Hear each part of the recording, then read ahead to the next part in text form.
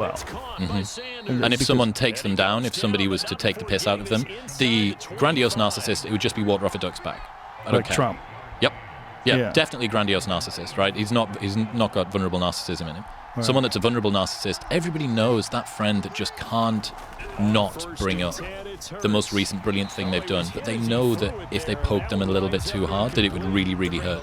That's the vulnerable narcissist. Yeah.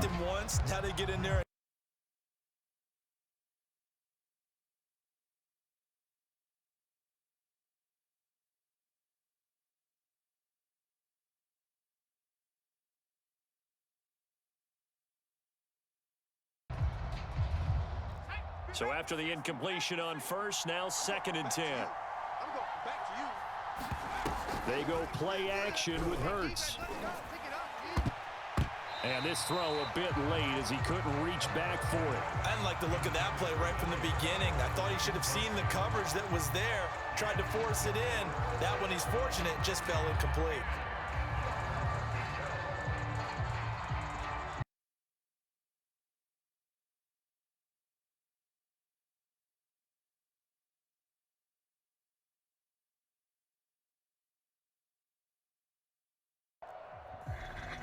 Welcome, everybody. Thanks for joining me. We want to talk about today behaviors of vulnerable narcissists. I originally titled it Vulnerable Narcissism, but we want to look at the behaviors of this. Now, I've been reading a lot of journal articles. You know, the vulnerable type of narcissistic personality disorder is relatively new. We know what grandiose looks like, and I've got a video on that. Okay, so that's presents itself with very boisterous and self-aggrandizing and just all this stuff that we can recognize. They're the greatest, and nobody else has stuff to offer like they do. Vulnerableness is quiet, though. Vulnerable narcissism is quiet, and it's hard to detect. And the reason I want to point this out is for clients that you're working with that are looking to get married or they're talking about their partners, we need to understand what this looks like so that we can help them figure out if these are good matches or not.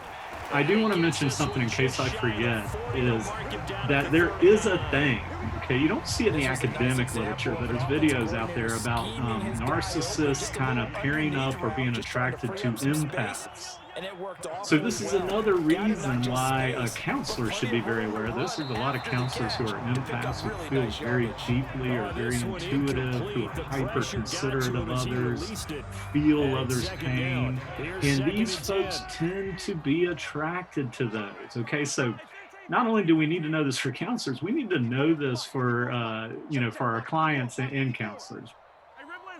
Now, a couple of these things, I wanted to mention this because I've got another video where I was listing, and I'm getting this from the research, but these three right here, characteristics of vulnerable narcissism, quietly unstable emotions. Now, what I mean by that is that this would not look like borderline personality disorder, which is very hot and cold. You know, one moment they love you to death, and the next moment you're the worst person in the world, and they're yelling and screaming at you and doing all kinds of things. This would be more quiet. You would not know that the emotions are unstable. It's more boiling within, okay? It's more internalized, the unstable emotions. They're insecure, they feel inferior, they're prone to shame, when they do act out in some way, they feel it deeply. But folks, these four things would look, we might see this in folks with depression. We might see with folks with different types of anxiety. Now, please understand, depression and anxiety are very complex, and we always want to recognize that people and their issues are very complex. Let's not simplify. And I'll do some videos on that as well. There's all different kinds of anxiety. But these are common things that we would see for folks. And this could present as just being depressed or feeling really terrible about themselves and not reaching out and so forth. This is where the narcissism comes into play. You've got all these characteristics which you don't find in the grandiose narcissism as much. But here's what you're going to find that really relates to the narcissism is you're going to find that they're also entitled, defensive, and envious. And so what I want to show you is how this can look in terms of actual behaviors that you can see. Because I'm not finding a lot in the literature, the academic literature, about what are the specific behaviors. And so if we are entitled, defensive, and envious, but we're of the vulnerable type, things for your clients to pay attention to. Does the person snoop? Is this somebody that reads the other person's diary, regularly keeps account on the phone, phone records and bank accounts? So snoopers, and again, it's never one thing that's going to define somebody's vulnerable narcissism. These are just things we want to process with clients as they're considering, whether maybe they're in a relationship with somebody who's experiences vulnerable narcissism. Interruptions. This is a thing. Okay, here's the deal. People with narcissistic personality disorder cannot handle being interrupted. And yet, they will interrupt often and frequently. Now, here's what will happen also. Typically, if you're an empath, you don't interrupt at all. You don't speak up when you need to speak up, okay? But let's say, for instance, you did interrupt somebody who is with vulnerable narcissism, and they will call you on it, and they will immediately, you would apologize, okay? That's what you would do. You would apologize. If the other person who interrupts a lot, and you call them on it, and be careful, although they need to be called, so you want to do that, it will be met with defensiveness and anger, and pretty extreme, okay? So interruptions are another key factor when thinking about vulnerable narcissism. Thoughtless and inconsiderate, and this can show up in small ways, okay? Now, they're going to remember birthdays, they're going to get Christmas gifts or whatever, gift that is, but this can be where maybe they're not careful on how they park, maybe they park really close to somebody and you're like hypersensitive to make sure people have room.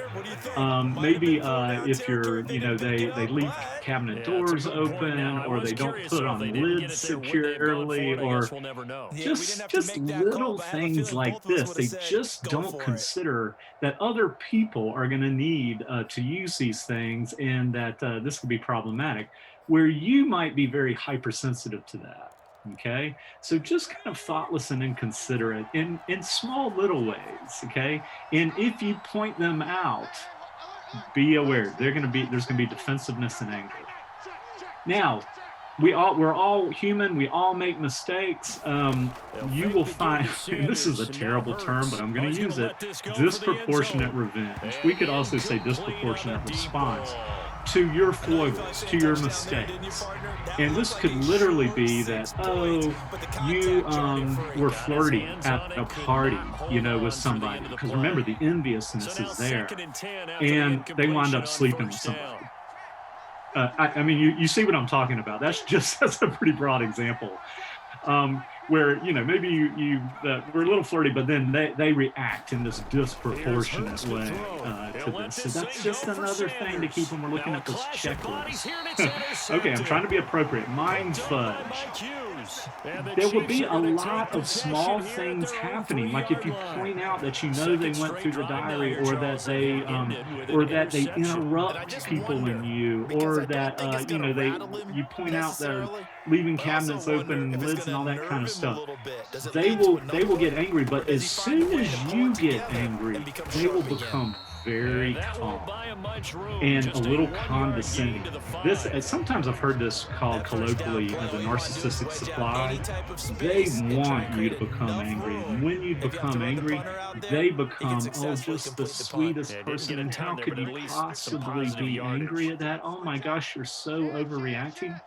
So that's another thing to consider, because it's a natural reaction to get angry. Okay, so a couple other things. Another thing I want you to consider, are you hyper-considerate? I think I've already done this. If you're an empath, be aware of the folks that are attracted to you. If you're hyper-considerate, if you feel others, be aware you're kind of a target. Okay, so just another factor. And I do want to talk about something. I am going to talk more about this. There are tests out there in the public domain that can give us a good indicator of folks that have narcissistic personality disorders. And there's profiles. So there's tests that, when I've taught test measurement and assessment, that I've given for a while, there's profiles for what this looks like.